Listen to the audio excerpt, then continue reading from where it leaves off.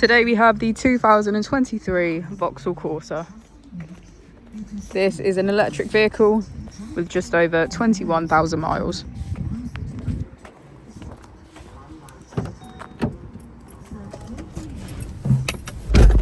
To the left of our steering wheel, we have cruise control as a feature, as well as our heated steering wheel button.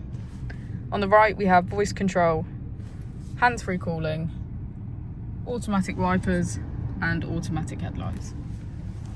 On our screen, we can access audio, navigation, smartphone integration, our flow, statistics and charge, Apple and Android CarPlay, and our vehicle settings and driving functions.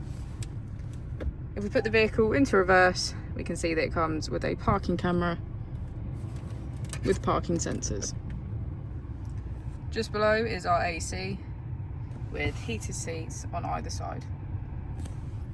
If we press our drive mode button, we can switch between sport mode, normal and eco. As we go into the back of the vehicle, we can see that all of our seats have a black leather trim.